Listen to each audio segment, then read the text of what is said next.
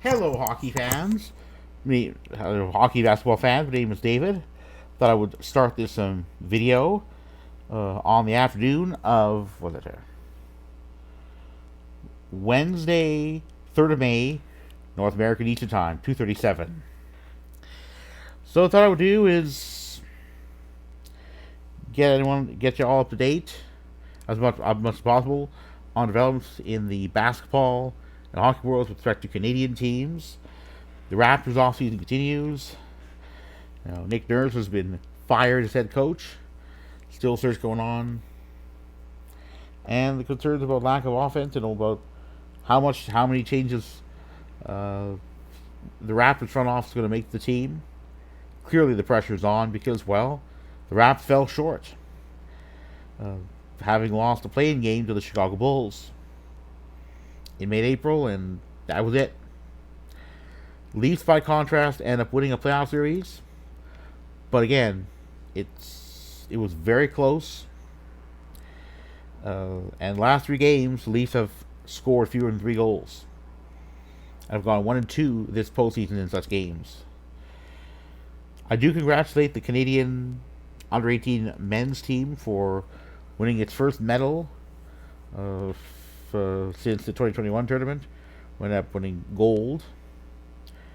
Certainly, winning bronze is better than nothing, but still, an embarrassing loss to its Swedish counterpart, 7-2, after an 8-0 loss in the prelim round.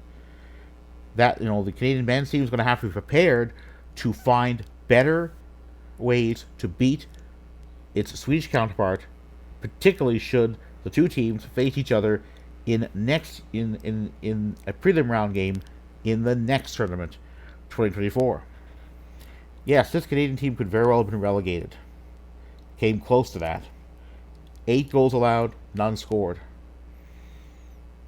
It has to play better in those games. And they end up losing 2 games. And as a consequence, they almost missed getting a medal. And against the Slovak counterpart, overtime was needed. That's how close the game was. It's clear that changes have to be made. It would be nice to do because, again, some players will simply be too old to be eligible. Just gonna get that juice box in there. But I think as well, again, keeping in mind that any player who got to play for that team had to be no younger than 18, had to have an 18th birthday no later than the same year. No earlier than the same year. In order to play.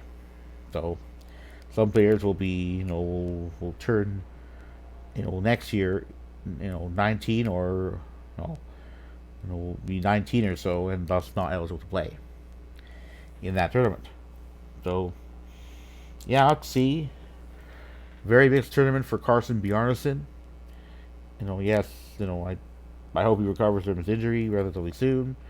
But he had a really not so good game, the first game, and then he settled himself in. But still, it has to be goaltending has to be better. If the Canadians are going to win or at least get to the gold medal game in the 2024 tournament, goaltending has to be a lot better. How will it be? We'll see. Now I'm going to go on to the Stanley Cup playoffs, and yeah, the Winnipeg Jets are done.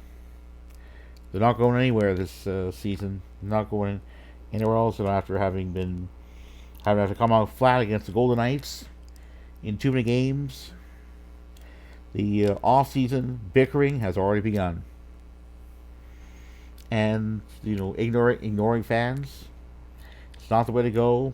Appears that True North Sports Entertainment, the ownership group of the Jets, is just not willing to part with longtime Jets GM Kevin Cheveldayoff. Look at the evidence here. This team barely got in to a postseason.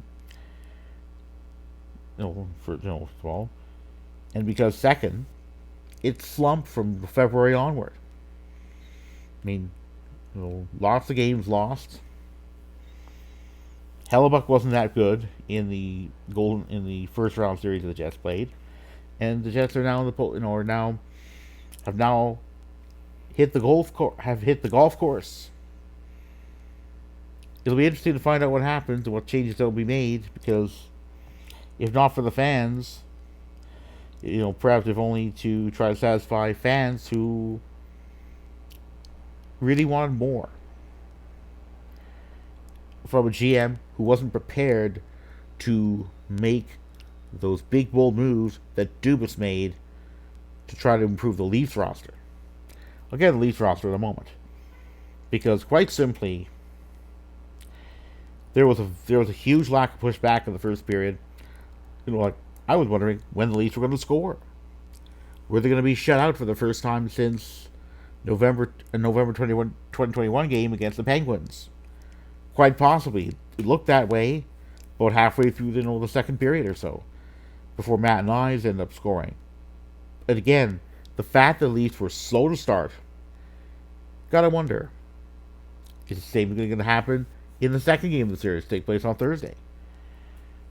There will be a weekend game, but again, these Leafs have to find ways to win. They have to find ways to limit the possession of the puck by Matt Tkachuk. Throw around the body a lot more. Can't make stupid plays that end up getting in the back of the net. I'm looking at you, Jake McCabe. Backhand pass to nobody. And again, and also saves. More stops by Ilya Samsonov, who allowed 2 ugly goals in that loss. I also look at this many games during which Leafs have scored no more than this many goals. That can't continue, because the Leafs have a 1-2 record when that has happened this postseason. What about during the last 5 games? Well, the Leafs have allowed at least 3 goals in this many. In the last 4 games, the Leafs have allowed at least 4 goals in this many. There are some warning signs here, folks, that the Leafs defense isn't up to scratch. Sure, Game 6 of the 2023 Bolts-Leafs series was a close one, but it needed overtime, and that overtime could have gone either way. Instead of starting the series on Tuesday night Eastern Time, could be talking about Wednesday, because the Leafs having one day off in between the 7th game of that series, if they ended up winning it, and then Game 1 of this one. Indeed, the Leafs could very well have faced the Bruins, and after the Leafs had won their opening round series, it was bring on the winner of the Panthers-Bruins series, whether it be the Panthers or the Bruins. Either the winner of the Panthers-Bruins series would likely give the Leafs fits, and that's been the case with the Panthers. A failure to adjust. And it's time to make big changes to the pairings. It may be that Mark Giordano, whose foot speed isn't quite the way it used to be, should be scratched. Because the Panthers are a fast team, and the Leafs have been too often a slower team. I've been a bit too slow. And maybe, perhaps, it may be that Giordano should be used during the regular season, not so much during the postseason, given how he's slowed down. But again, it's going to be interesting to find out what happens. In terms of whether a Canadian team will win a Stanley Cup this season, I like to believe one will, but I don't know if it's going to be the Leafs. Quite simply, the Leafs' foot speed was not up to scratch against the Panthers in the last game. Power play was too predictable, too much passing around the edges, not enough shooting. Penalty kill was good, but the Leafs didn't take very many penalties. But when the intensity ramps up, whether a good PK for the Leafs will continue, we'll see. On the bright side, if there's anything the Leafs fan could look at, that, is a good sign. It's that Leafs can look to the first period of the first game of the Kraken Stars playoff series. It was like 4-2 by the end of the first period. Copy that period and don't let up on the intensity. The Kraken did, and it almost cost them. That said, Joe Pavelski was the only player on the Dallas Stars to score any goal in that team. That team had. So perhaps that may not be such a good thing.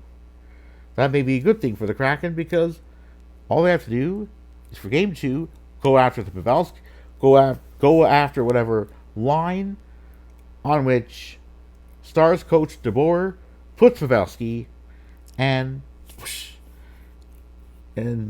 that could be 2-0. Kraken go up, go home, take one of two, and go back to Dallas. Worst case scenario, take that game, and the series is done.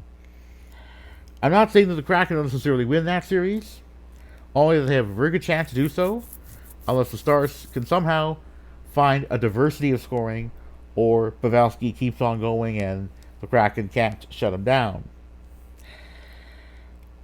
On the bright side, we have the Oilers starting their own second round series against the Golden Knights. And yeah, the Oilers certainly have offensive prowess. Goaltending has been great from Stuart Skinner, but to be fair, Korpisalo, the LA Kings, allowed a bunch of ugly goals and predictably didn't go very well. So yeah, I like it. I like the goaltending. I like the Oilers' competitiveness against the Kings, but 4 games in a row, at least 3 goals allowed. To the last 3, at least 4 goals allowed. Definitely, those are not so good signs for the Oilers. Let's see what happens against the Golden Knights, because yes, the Oilers may be better built to win playoff series than the Winnipeg Jets this season were, but let's see what happens, because Pittsburgh defense may be the Oilers' undoing against the Golden Knights. Anyway, with respect to the Stanley Cup playoffs, with the Jets, go Jets go, out. I'm going to conclude this video with cheer of go Oilers go Leafs go, and go Canada go.